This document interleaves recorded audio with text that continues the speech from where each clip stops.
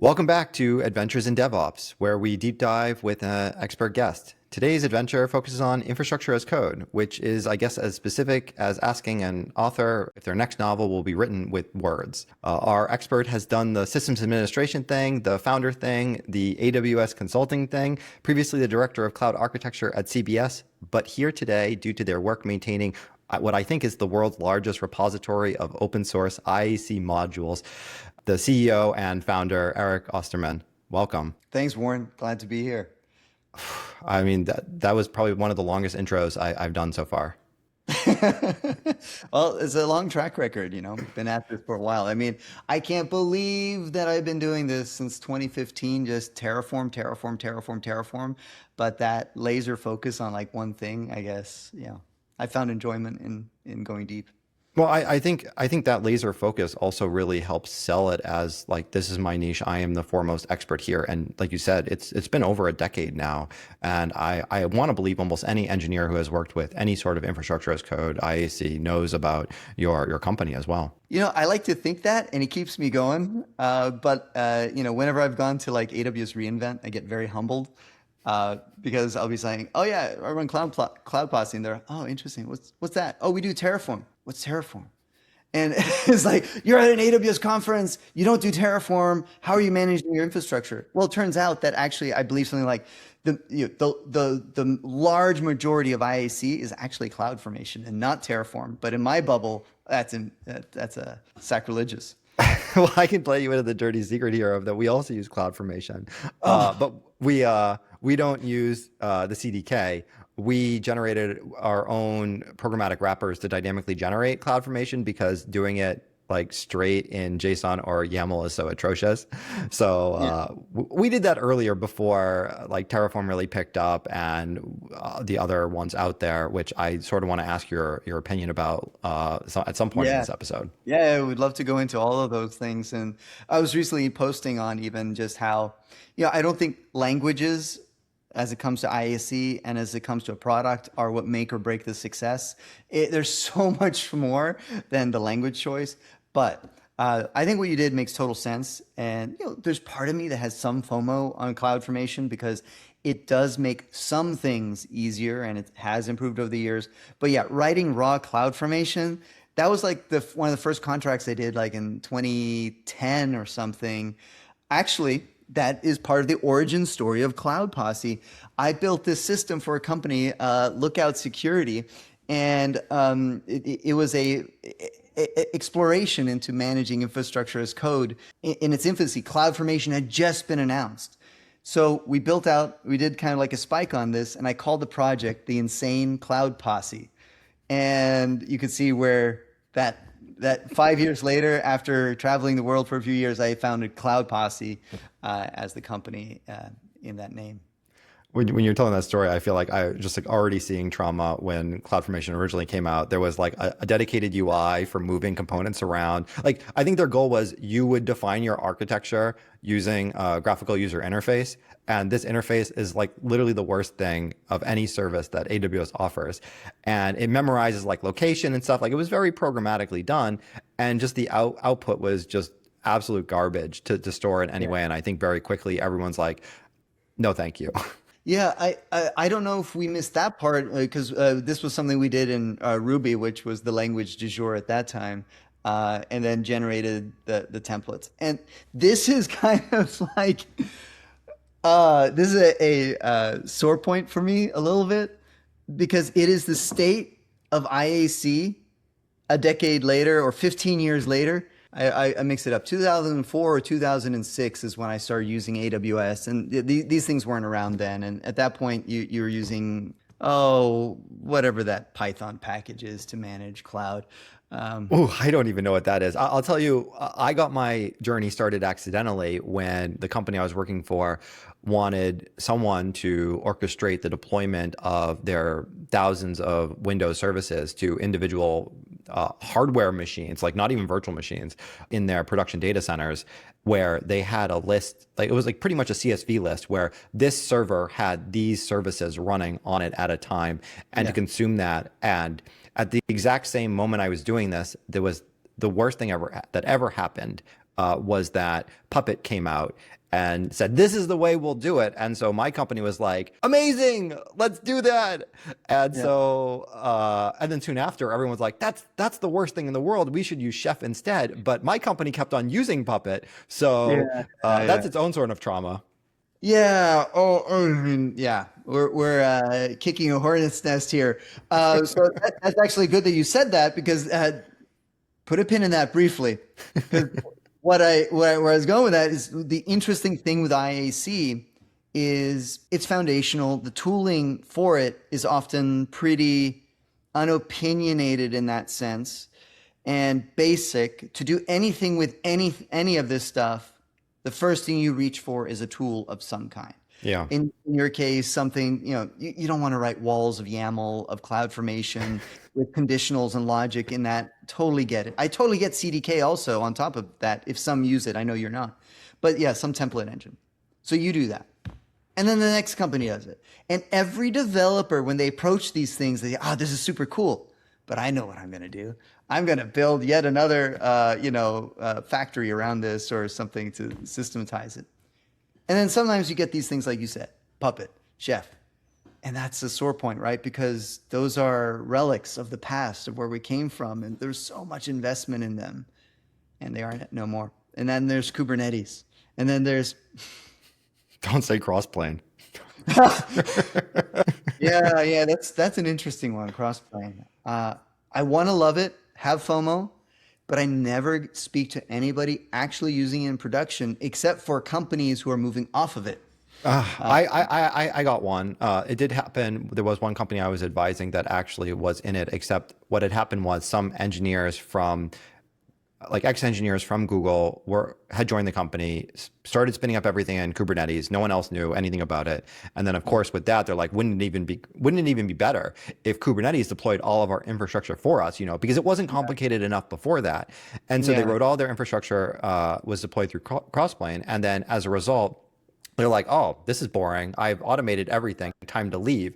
And I was like 5 engineering teams now had Kubernetes and Crossplane running as their only IAC, and their whole architecture was run like that. And no one had any idea really what the heck was going on at that point. It's, I could believe they were on GKE, you said? Yeah, well, no, actually, oh yes, these were the days, and it actually wasn't so long ago. They were running Kubernetes on top of the virtual machines directly. They weren't using GKE. Brutal. Yeah. And this is kind of, we come at this from an interesting perspective at Cloud Posse, and me in particular. And there are so many, like the whole problem space of DevOps has gotten so large. I think it's almost impossible to claim to be a domain expert. Top to bottom on all of it. We have been laser focused at like day zero, like going from bare AWS account, for example, and then where do you build up from that? And what is the architecture of that? And how do you scale those systems? And how do you manage that with infrastructure as code? And then how you build the software delivery patterns on top of that? And how do you get the team on it? How do you, it just goes on and on. Okay, right. And Crossplane to me is really interesting, but everything I just said, Crossplane is almost after that. Yeah. And that is the conundrum, is that if it's OPP, other people's problems, to manage everything I just said, absolutely agree. Crossplane sounds really awesome all day long. And if you're running on GKE and you have autopilot, I guess you're closer to that. But then there's still everything else that has to go on there that is more than just this one little cute thing of deploying apps and infrastructure with that for your applications, because it's like an iceberg where the rest of your infrastructure is underneath the surface. I mean, I love the picture. I think there is this aspect that exists in the industry, especially in the infrastructure as code space, that evolved from we want to automate this thing because we know it's dangerous, or I have more than one machine I have to SSH into to make a thing happen. And you get to this place where now, okay, what is the right tool of choice? And everything looks better than what you had before. Yeah. It's good to take a step back sometimes and reflect on where we're at. And boy, I don't know when you got started on these things. I remember when Capistrano was like the holy grail of automated deployments and things. This was a little tool built in Ruby. I remember doing a contract on this probably in 2008 or something, in 2007. Gosh, that's almost 20 years ago at this point. So, but yeah, things were simpler back then. And we wonder, like, what have we dug ourselves into here on all of it? And the one mea culpa that I would say that I've had over the last year or two softening is recognizing that there are practical limits to IAC and automation where the ROI is not there. And it's not going to be, there's no universal rule for it. It will be different depending on the organization. For example, in enterprises, what I've seen is, like, for whatever reason, they have to use ServiceNow. They have to have this way that they provision OUs and accounts and things like that. And it doesn't make sense to introduce IAC. I mean, fundamentally, I think it still makes sense to introduce IAC. I understand why they maybe say that they're not going to. I mean, I think the message is it doesn't make sense to try to convince them to use IAC. Yeah. It should still make sense to use IAC, but try to have that conversation. That's the challenge. I've given up. Yeah, obviously. I mean, it's like not worth it in any way. Like, they're still paying me to do the consulting or advisory that they've asked for, but that conversation is not like, maybe I have to sacrifice a little bit on my principles, but realistically, at the end of the day, like, no one's going to care. I do need to ask about that, though, because I feel like there is this area, and maybe it's worth going into it, that basically you've mentioned is one of the cornerstone problems of IAC. I think it's this bootstrapping. And I think it was like, historically it was, well, like, how do I even get onto the machine in the first place to do the deployment? Well, I need to SSH, but that requires username and password, and I don't want that. So obviously I need my authorized keys there in order to even remote in, but then how do I get the key there before the first time? Well, it's like, and then there's like a whole bunch of system administration, like activities that and technologies that no one ever wants to talk about ever again, like Pixie booting. But the same problem exists in the cloud, right? Like, you still have to, for your very first AWS account, like, sign up and like start clicking some things in order to even deploy a deployer from your CI/CD platform or whatever you're going to utilize, to even grant it the permissions to get in and start doing that. What is the state-of-the-art solution today? Or is it just basically admitting that what we have is just not good enough, but there's no alternative? I would say off the shelf from the cloud providers themselves, it's all an exercise left up to the end user. And here's Medium. Go read these posts and, you figure it out. I would say there is, depending on who you ask, you'll get wildly different answers. And, I come at this, first and foremost, with major imposter syndrome. That's why we open sourced everything, because I want to who am I to do these things? Maybe if I open source everything, you believe me. But the other one is, now I have the curse of knowledge, because I've done all of this so many times, and we've just been focusing on that. So the example that you bring up here is, I think, how so many organizations approach the problem. Okay, we need to deploy our apps. We need a deployer. We need something that does that, code build, GitHub Actions, or something like that. And okay, so what do we need? Okay, we're going to need, I guess, a platform to run our apps. These days, we would pick a container thing. So let's do ECS or Kubernetes or something. So many teams pick Kubernetes for the wrong reasons. And then they spin that up, and you're successful with it, like, for the demo that you needed to do, and it's all throwaway. And it is, like, if this is for an actual organization, an actual business, you got to ask almost like the 5 whys, and you got to go deeper and deeper and deeper and deeper. And it starts down to fundamental questions that we ask, for example, like, all right, so what regions are we going to be in? What namespace are we going to use to organize our resources? What IP ranges are we going to pick so that we can grow and expand and not overlap? How are we going to do service discovery? What are the DNS names? And it's like, we call these design decisions, and these are the things that are not done by teams before they just start to go build out. So most of our engagements are companies that started in a single account that grew and grew and grew, churned and churned and churned. One DevOps engineer left it to the next guy who's keeping track of this thing. Then they realized, we need one more account because we shouldn't have everything in one account. I'm just going to add a dev account. That's kind of cool, except for then they rush something out. So now dev is kind of in production and then it's not reproducible. And everything just grows organically. But this is why, like, if you've ever built a modern software application, you don't do it this way. Right? It's like I'm going to build the next billion-dollar company with Bash. You don't do that. Point is, you go, more importantly, with a framework for how to do these things. You don't go, I'm going to go pick up a book on JavaScript and then just go build my billion-dollar SaaS company. No, you're going to pick Next.js and deploy it on a modern platform like Vercel or, serverless functions or Kubernetes things.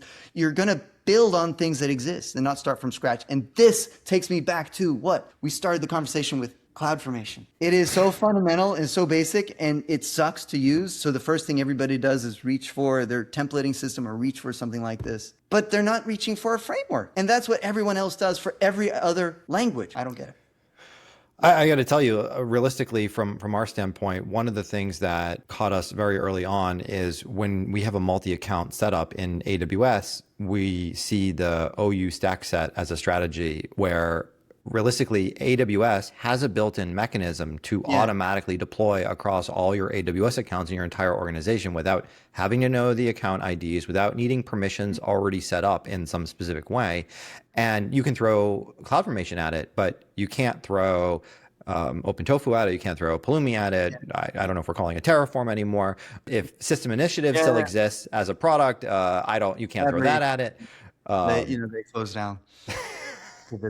We can officially talk about that.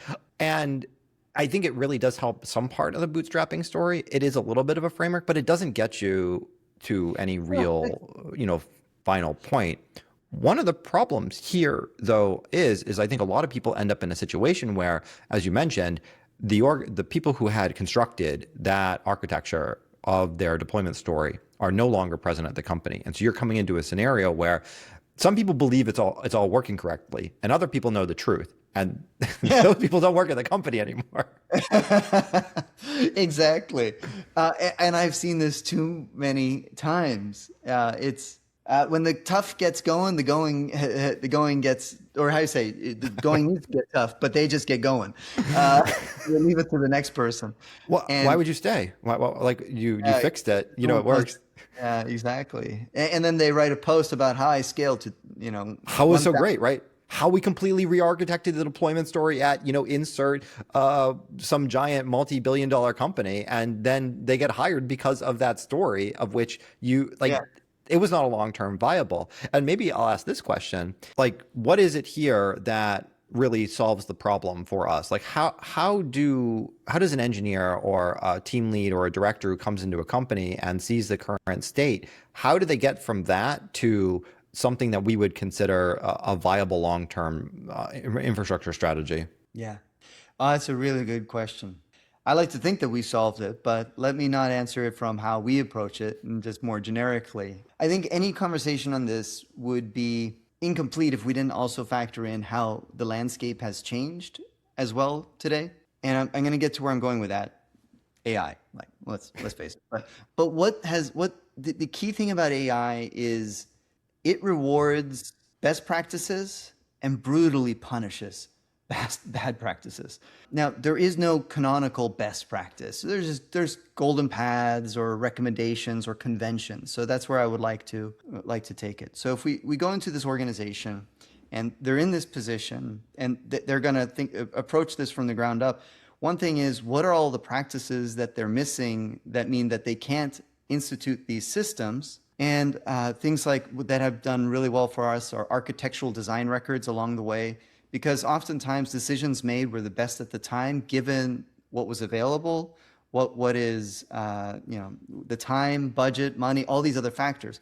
But the problem we as engineers have when we go into one of these problems is, I know exactly how we solve this. I'm going to do exactly what I did the last company, but I just left. I didn't stick around to manage it or maintain it or see what it was going to be in 1 or 2 years, but I get to now advise the next company exactly what I'm going to do.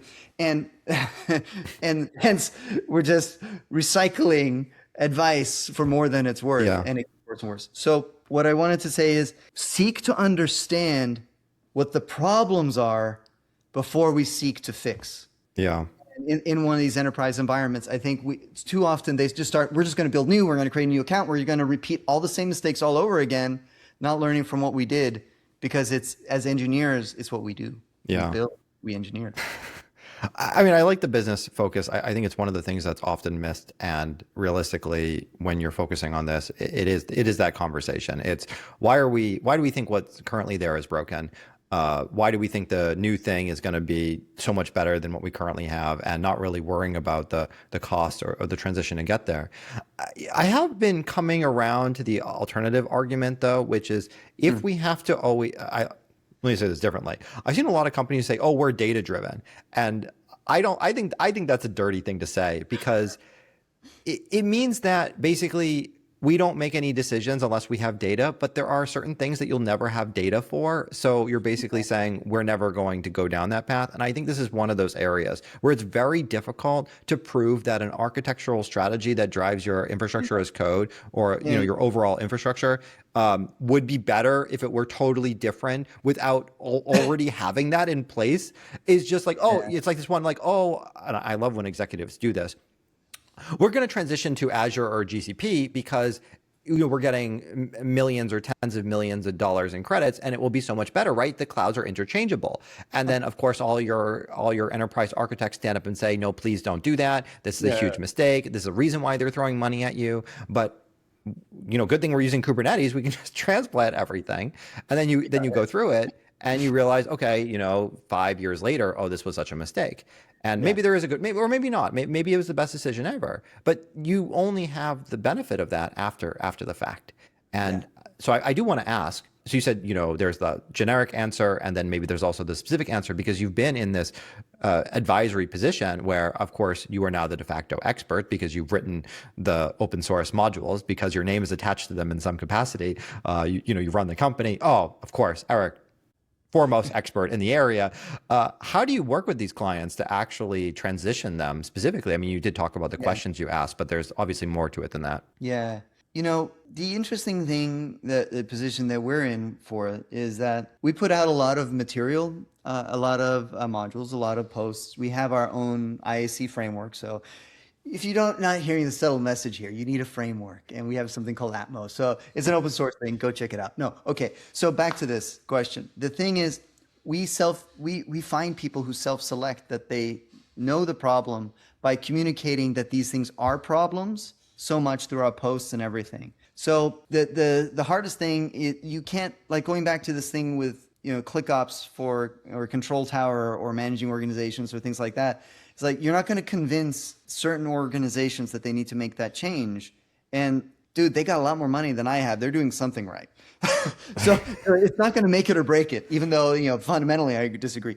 My point is, you have to first accept that you have this problem, seek, understand what your problem is, then seek solutions and see what's out there. So for customers that approach us, they've already identified based on the material we put out that they have these problems. We just nudge them now, like, all right, so you only have 3 accounts, but therefore you have no ability to control the boundaries between services effectively.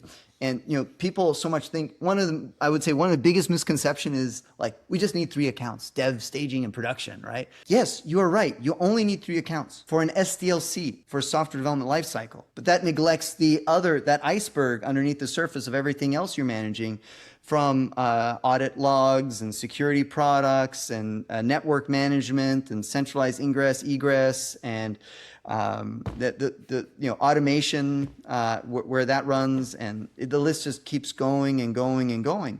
So for these companies, we paint first. I think one of the things Amazon has done a great job on, they have this framework where it's kind of assess, mobilize, migrate, and it sounds like buzzwords, but I've learned to internalize it.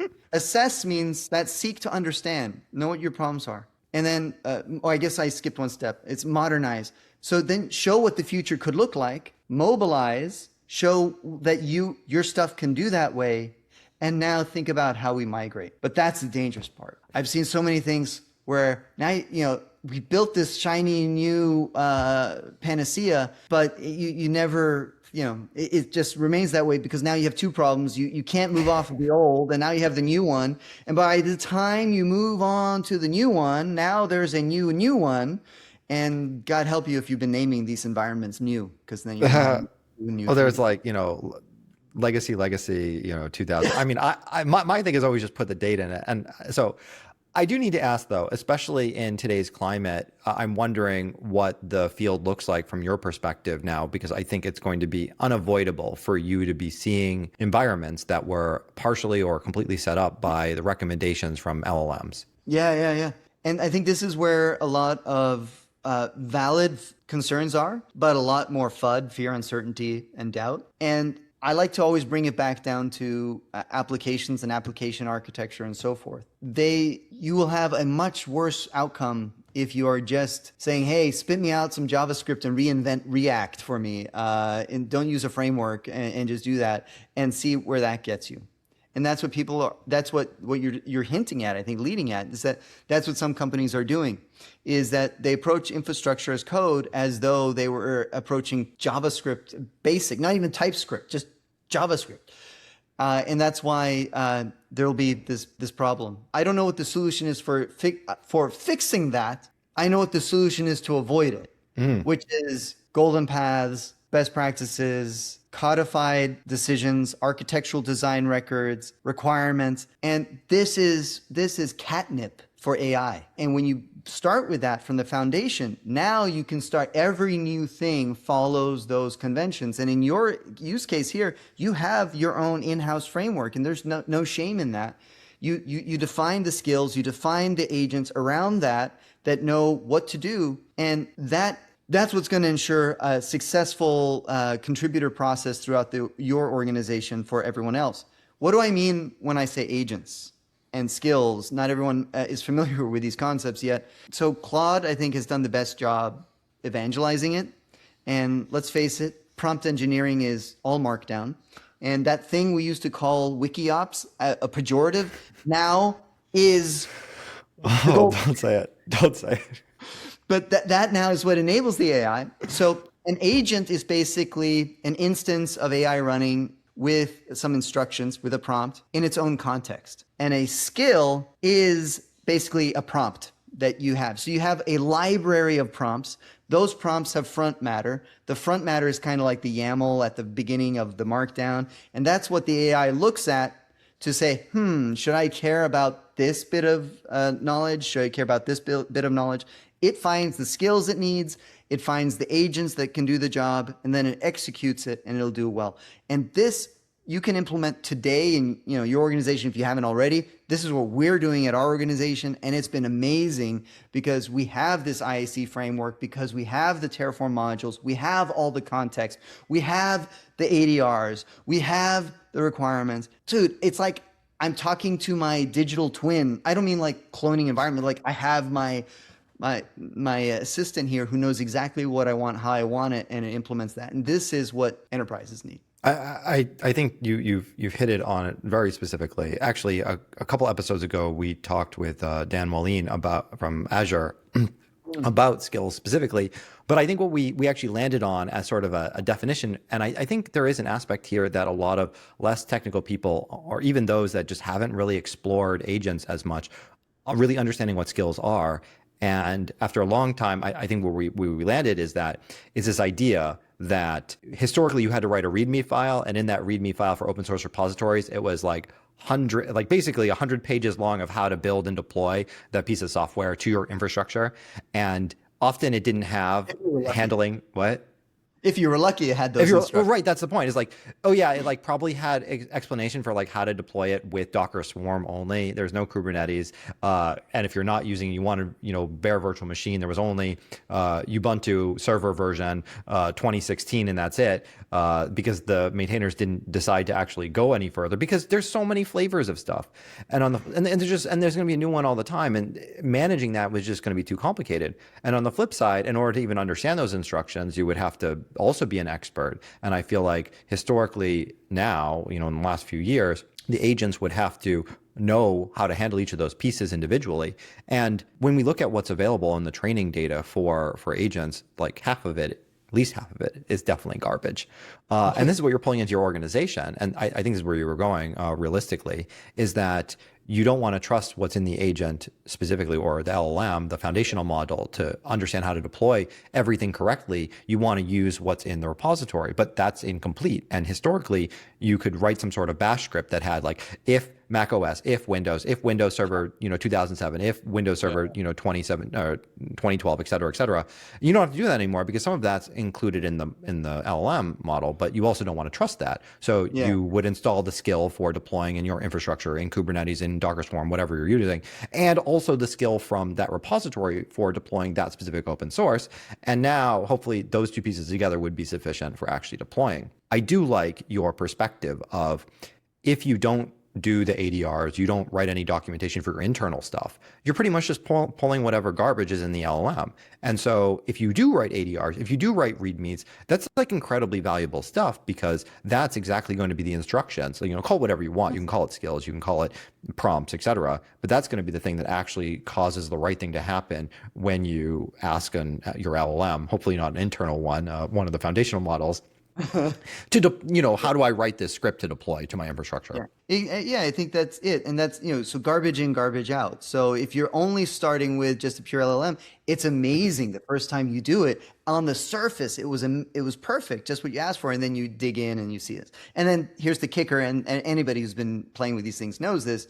You delete that, you ask the same thing again, you didn't get exactly the same outcome. You got something kind of similar. And that's disconcerting. So you need an imperative artifact from this, right?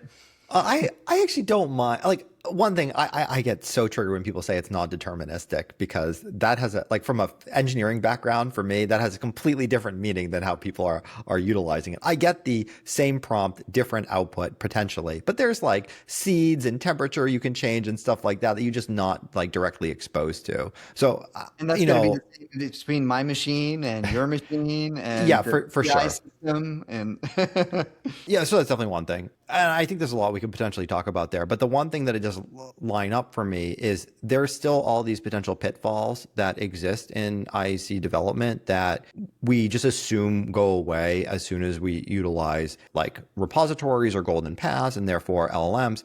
But I still feel like are there. And the one that comes to my mind most readily is that there is this aspect where a cloud provider or tool that you're utilizing can know that a resource should not be deleted. An example could be a database that is currently have open connections to, or, has been read or written to in the last hour, day, week. Yeah. And I feel like there's very few protections in place without pulling in something. Someone said check off a little while ago. I don't even know if that really does what you would want. And I feel like there are these pitfalls, and I really would like that problem to be solved. But it's not. Like cloud providers don't offer this level of protection for little mistakes that come into your pipeline. So maybe if I'll take the devil's advocate perspective here, it's so great to have the LLMs auto-generate all the code. I don't care if it's not the same every time because I'm going to commit it to the repository. But, oh man, it's going to accidentally change one of those parameters that causes the whole piece of infrastructure of the database to be destroyed and recreated accidentally. Yeah. So hearing what you said, I think we're more or less in alignment. I think that the key thing here is you are committing that artifact at a point in time, and that's what you're building on and continuing. Yeah, for sure. It's this goldfish approach where we don't even need to commit it anymore. We can just we're just going to have a library of what we need and requirements, and we expect every time we do it to have the same outcome. And that's what So you need to have an artifact of what it is you're working with, and you're building on that artifact. You're mutating, you're improving it. So on the security side, I think these things there's no silver bullet. They're going to be layers. So adding a layer that lets you look for maybe, did you mean to do this thing? It's good, but it's not a guardrail. Yeah. Meaning that it's a little bit fungible, it's a little bit flexible, and it might see something else that makes it, what? You wanted, you didn't want to delete that thing, and the guardrail wasn't there when you actually needed it. But having adversarial agents that kind of counteract each other is working well. So are you seeing like LLM as judge here, like where the guardrails are just like another LLM that is validating what infrastructure is being changed and using that to make decisions? Or are we really talking about like some sort of programmatic, and I'll use the term that I hate, deterministic here, that can actually evaluate what's Yeah. happening and make a real decision of whether or not that change is a good thing to do? Going back to this idea, I think it's defense in depth or layers. So I think at the state we are at today with LLMs, using it for like a compliance level guardrail or Hmm. like black or white, I don't think it's, 100%. What is though is using that same LLM to generate the policy that is 100%. And that is a bet that is closer to where we're going, and that's what I've seen a lot of security startups focus on. Then there's the another side of that, which is just the code review piece, and there's a lot of products in this space. The one that we've been using, we would not have been able to get to where we are in the past year if it wasn't for CodeRabbit. Like CodeRabbit has been amazing. Technically speaking, there's not a lot there. And I'm pretty sure your engineering team can vibe code that on the weekend to do the same exact thing, minus the insane amount of training data and specializations and optimizations they've done to actually give really good reviews, at least from our perspective. So speeding up the code review process, getting better code into the system, having the policies in place, simplifying the process to create those policies, so you don't have to know OPA by heart, but you can express it, but then it's effectively applied imperatively through the policy. I want to break that down for a moment there. It sounds like what you're actually suggesting is that on top of whatever IAC you have, it makes sense to write policies about validating the changes, maybe what can be changed, what is allowed to be changed from an organizational ownership standpoint, and open policy agent, I think that's what you meant by OPA, Yeah, yeah. is one way that you could potentially do that, just for as far as should this person even be allowed to make this change, or the permissions you're granting to a service client be allowed to be granted, and which services get access to which databases. And then on top of that, I actually don't know a lot about CodeRabbit, but I believe it's the one that looks at your pull requests and gives you pull request reviews, basically, and then also suggests changes and stuff like that Yep. to improve what you've Like got. Is that Copilot. right? Yeah, it's like Like, GitHub Copilot. Our experience with GitHub Copilot from a code review standpoint, look, these things change monthly where things move. So this has got don't to throw the take caveat it with a there. grain of salt. And thank you, GitHub. I am actually not a hater. I appreciate everything you do for open source and everything we do. Copilot reviews have been frustrating Mm. because I feel like they're either pedantic or false positive, or they haven't helped us move faster, really. But CodeRabbit reviews, yeah, it's like on it. It understands our repo. It sees that, wait, even though this is maybe not the industry standard for convention, I see that this is how you're doing it everywhere else in your repo. Maybe you should do it that way and not this other way, even though that might be better. So it helps you keep the consistency. It's allowed us in all of our projects just to now code reviews are like the 99% done by the time we say, hey, Andre, can you review this pull request? Now he can look at something that is beautiful. It's been blessed. Now it's just like, did this capture like the essence of what we're trying to do? Versus is this Like, looks good to me, just more approvals there. I sort of, so what I want to ask is, are there aspects of the CodeRabbit review that, and I don't want to turn this episode into an advertisement for CodeRabbit, and no but affiliation, by the way, just a happy customer. is there something surprising that it ends up catching for you that like would have a lot of impact specifically, or is it just reducing the sort of challenge or the task of doing the code review in the first place? I'm going to answer you, but I need to answer it a little bit indirectly. Go for it. And it's something else I've been kind of mulling about on my morning walks is this concept of how fast we're moving. And the concept that's evolved for me is this term of vibe years. So we're all Okay. vibe. And if you're familiar with light years, it's really interesting because light is the fastest thing we know, right? And yet it takes millions of years for some of that light to reach us. And during that time, the universe itself has been expanding. So you haven't really gone anywhere further. Here we are with vibe coding. It's really awesome. It's really new. We're moving faster than we've ever moved before, but we're comparing ourselves to a Model T. And that's how we were operating before. Now we're operating really fast, but the problem space and the opportunities are expanding just as fast. So I would say these days, every week, we're basically doing a year's worth of engineering progress every week. And when you produce that much, the burden to review it is a new problem. Because in the problem solution cycle, every problem you solve leads to a whole new set of problems, and you're never done. And this is also where I think you need something like CodeRabbit if you are going to be effective with AI in anything, whether it's your application development, whether it's infrastructure and so forth. You need something that can review it at the scale, at the speed that you will be moving at. And that's what CodeRabbit enables by knowing your PRDs, noticing your requirements, reconciling that with the rest of what you have there so that what you can review is manageable. Did that answer it? Or did I just... Yeah, I mean, I think that's certainly a huge part of it. Like, and maybe a good look at what your software development lifecycle should actually be. And I think maybe this is the moral of the story for your episode. Realistically, here is that you have to stop and think about what the long term is actually going to look like. If you are just making individual pull requests and you put the LLM to generate some of the code in the process and you're reviewing it yourself before putting it up, then you haven't really changed anything. Maybe the LLM is just a replacement for doing the internet search that you used to do.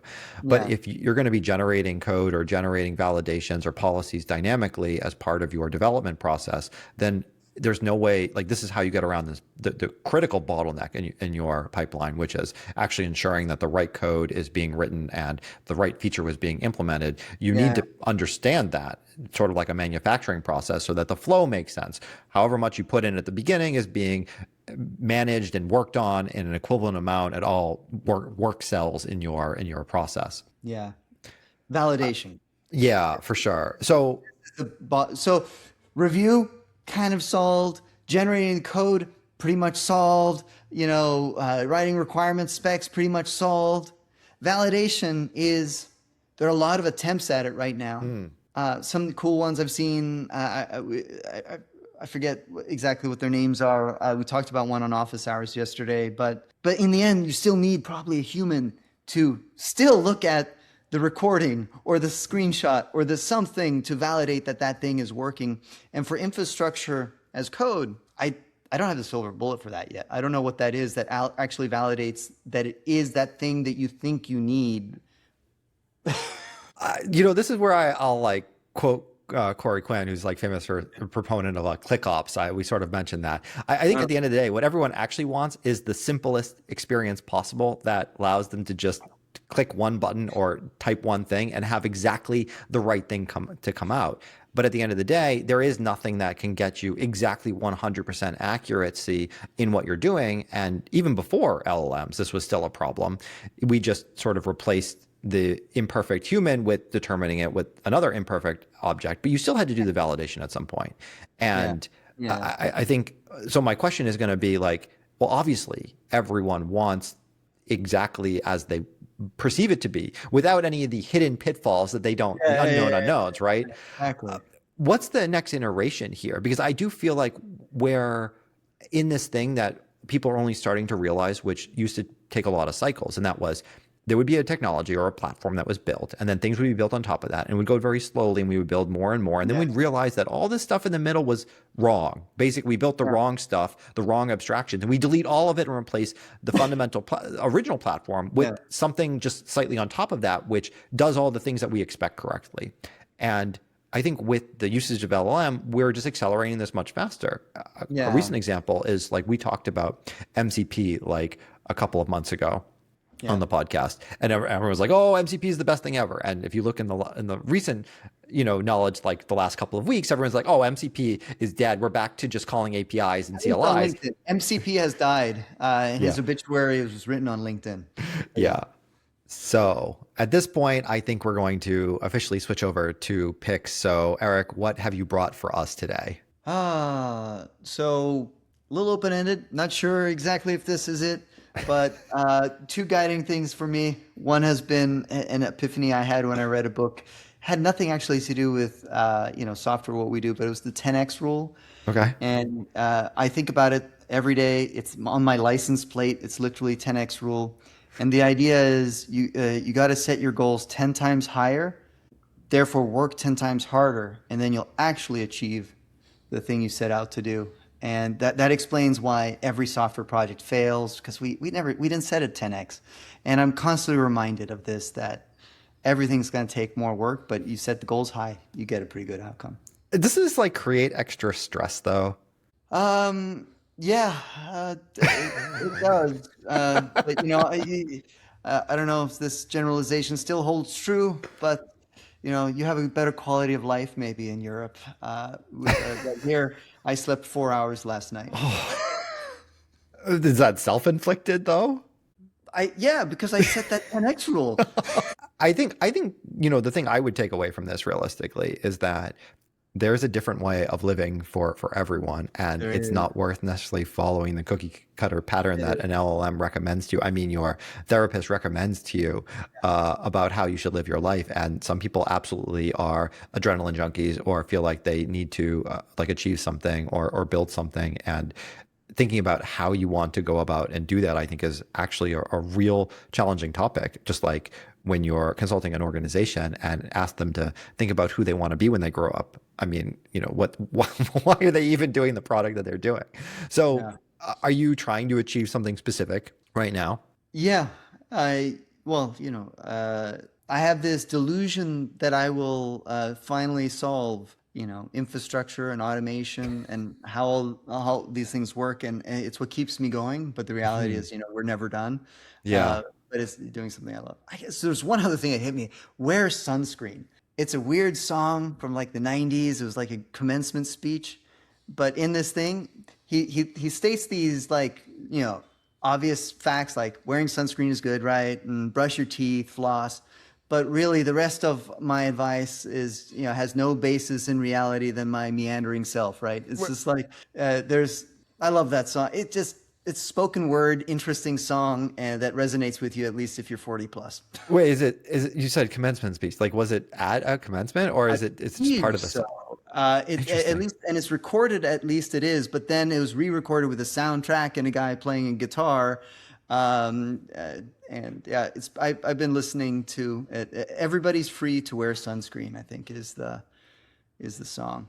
And I think this segment didn't start off as a challenge for the host to find, very esoteric links to things that guests have referenced, but I think you've you've got a new high here that like if I can't find this, I'll be just doing a disservice to all of our listeners about who now want to listen to this thing.